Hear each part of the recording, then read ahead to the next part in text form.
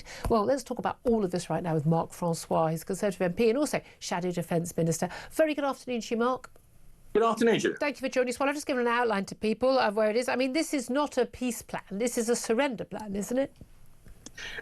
There are definite risks here. Within that Donbas region, there are a number of what are called fortress towns, where the Ukrainians hold them and have held them at great cost because they have commanding terrain. Yeah. If they had to give those up, then behind them is a lot of sort of open country.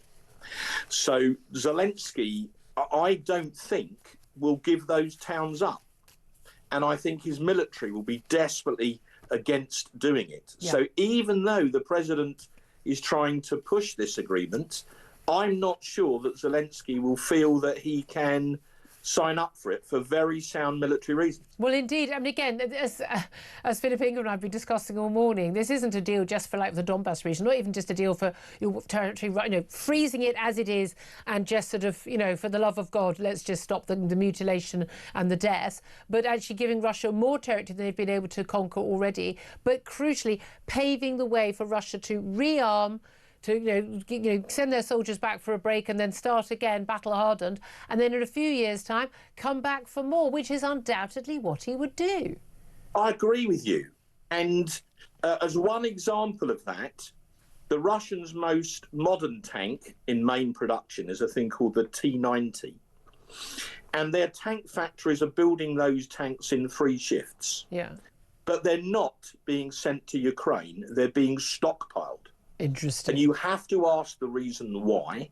And if you go to the Baltic states or you go to Poland or you go to Finland, they will tell you why. So in Poland, the official policy of the Polish government is to prepare for war. They'd rather deter it, but to be prepared for war with Russia within 3 years. Yeah. And they announced that policy 6 months ago. So basically, the further east you go in NATO, the more clear-eyed people are about it. Absolutely. And we've been debating this in the Commons recently, and the Defence Select Committee, so an all-party committee with a Labour chairman, Tam Desai, produced this report just yesterday. Yeah.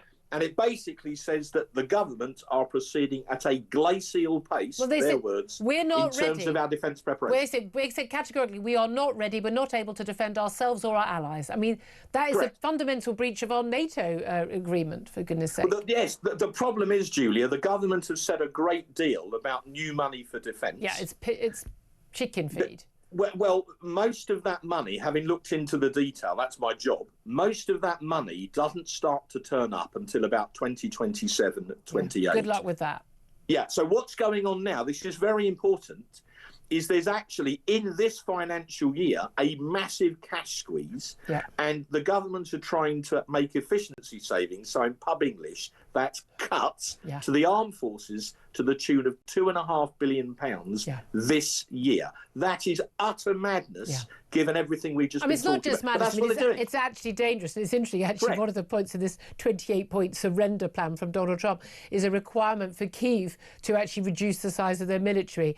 I mean, there's a giveaway if ever there was one, but we're going to do it for free for Vladimir Putin. What do you make with this Russian ship that's been monitoring, a monitoring ship, by the way, capable of cutting cables, that has been monitoring our North Sea cables, and the military planes that have been shadowing it, and a military vessel as well. Those military planes having lasers shone into the eyes of their pilots. Clearly a hostile act. We had a very, very serious, very sombre statement from the Defence Secretary John Healey yesterday, saying that action will be taken. We are ready if any of this happens again. But are we ready? Are we basically, basically unable to actually follow up on that threat?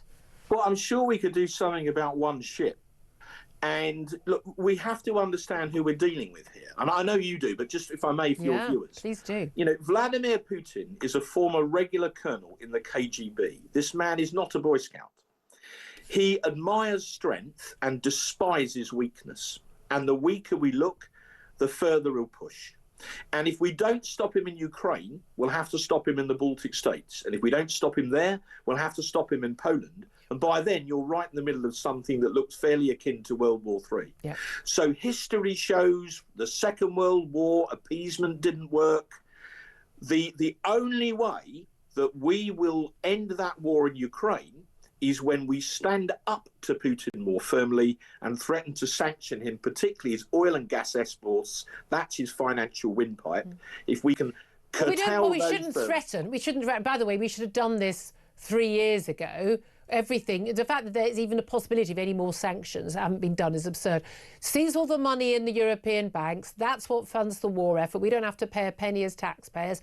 And absolutely, secondary tariffs, not a single penny goes in or out of Russia, end of, full stop. If we'd done it seriously, we could have ended this war and choked him already. But let's face it, we've got weasel politicians across Europe and across America. Well, I hope you're not talking to one now, but I do think that collectively we have not fully appreciated the scale of the threat. So, you know, what are we talking about? There was an urgent question in Parliament this morning. Yeah. My boss, James Cartledge, was pressing MOD ministers on exactly this point. What has happened? A Russian spy ship is being monitored just on the edge of British territorial waters, peacefully, and they have fired a laser at the pilots in the plane. As you said yourself, quite rightly, I called it a hostile act yesterday. You said the same this morning, Julia. That shows what these people are. They're going to push us and push us and push us. Those 20 drones that strayed into Polish airspace a month ago, 1 or 2 could have been an accident. 20 was not. Putin will push us and push us until we push him back. Well, how do we push it back? Because people will say, oh, we don't want to go to war. We don't want to risk anything to go to war. But that's what he knows. And that's why he pushes the next thing and the next thing. And as we saw, what happened, not just,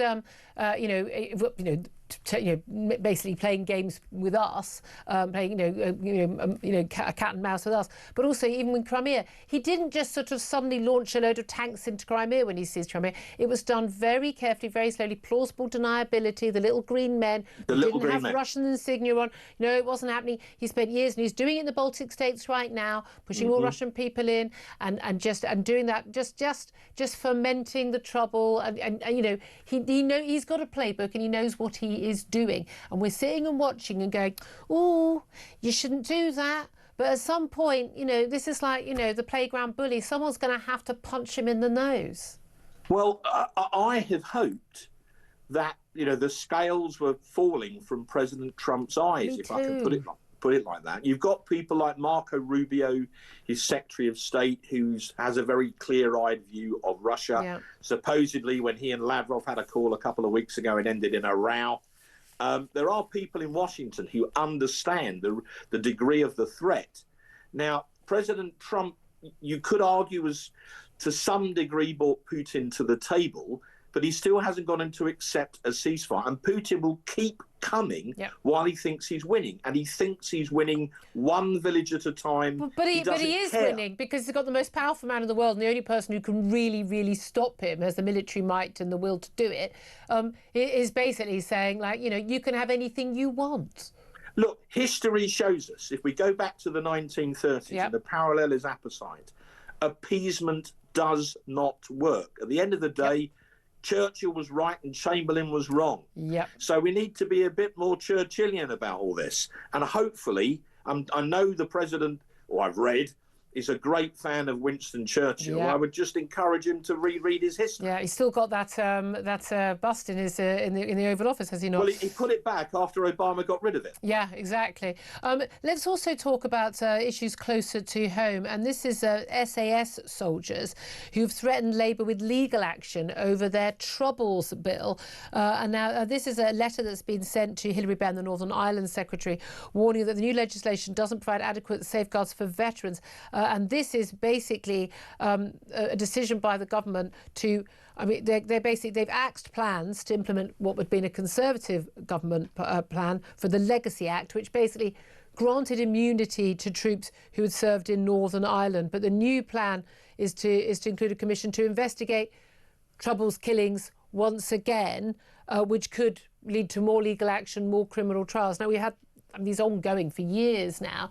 Often we're talking about veterans who are often, you know, very elderly as well. What do you make of this, and where do you stand on this? Well, I stand with the veterans. And I've summed up for us against the bill in the House of Commons on Tuesday and made that very plain. And if and when we get the chance, Julia, if their bill has gone through, we will repeal it. Yeah. We brought in it's a complex subject. It is very in essence, complex. We brought in the Legacy Act in 2023 to try and draw a line under the Troubles after all these years. And what Labour are doing, and they're doing it because of our old friend, the Human Rights Act. Yay. What they want to do is to repeal our existing act with their Troubles bill, so their bill gets rid of our act. And what that would do is it reopens what I call the conveyor belt of coronial inquests and civil prosecutions to try and drag our soldiers back into court. But the extraordinary thing about this is that part of the whole, you know, peace agreement in the peace deal in 1998 was about actually, you know, IRA, I mean, vicious, horrible, you know, murderous terrorists basically being let out of prison, people who've been on the run and never served time, serving, you know, 1 year for murders, and then kneecapping and goodness knows what, and then being freed. And the idea was it was supposed to be on both sides. But basically, if you're involved at all in the Republican movement, you get a free pass. But anyone who was a soldier, you're just going to face action after action after action for everything you did. Yeah, it's two-tier justice. We now know that when, after the Good Friday Agreement, there was a secret deal between Adams and the Blair government to give the so-called on-the-run paramilitaries what were called letters of comfort. This was kept secret. Of course, none of our soldiers ever had such a letter. This all came to light in 2014. Just say the letters of comfort was basically, look, you won't be prosecuted. Yeah, it was a get-out-of-jail-free card in pub English, right? And it came to light in 2014 when a man called John Downey, the alleged Hyde Park bomber, was on trial at the Old Bailey. He produced his letter of comfort. The judge rapidly abandoned the trial. So now, ministers say, well, these letters of comfort have no legal value. Well, tell that to the families of the 4 soldiers that were killed. So come right up to date. 9 senior generals, well, 8 senior generals and 1 Air Chief Marshal, wrote a letter to the Times last week saying that this was a very bad idea. Their words, not mine. Labour's proposals were a direct threat to national security. Now, that is very powerful language from senior generals who know the importance of words. And now, moving on from that, the SAS Regimental Association has now sent a pre-action letter to the government saying they intend to take legal action against them if they proceed with the bill. So I suppose the unofficial motto is who sues wins. I mean, it's absolutely extraordinary. How did we end up in a world where the SAS are suing the government? Yeah, exactly. Again, only last month, a former paratrooper in his 70s, known as Soldier F, we covered it on the show, was cleared of murdering civilians on Bloody Sunday after a judge ruled the evidence against him fell well short. But we've seen case after case, and often people, you know, they're being exonerated, they're found innocent, and then another case is brought. Correct, and there's another one pending as well for a man called Soldier B. So look, Julia, can I make a suggestion? If your viewers are as enraged by this as I am, rather than shout at the telly, they should get on the internet. They can punch in on the parliamentary website their postcode. It will give them the name and email address of their MP. They should email their MP, particularly if they're a Labour MP, and say, I'm one of your constituents, and up with this I will not put. That is a way that all of your viewers could help to defend the SAS, and I would plead with them to do it. And we're not talking about, one of the things I've really noticed in the military world, and indeed in the police world, but particularly in the military, when there are people who have committed clear wrongdoing, you know, it's other soldiers absolutely want them to be prosecuted because there are rules of engagement, but we are talking about people going about doing their job and then being prosecuted, you know, decades later. Francois, fascinating to talk. She covered a lot of ground there. Conservative MP, of course, and Shadow Defence Minister. Thank you very much indeed.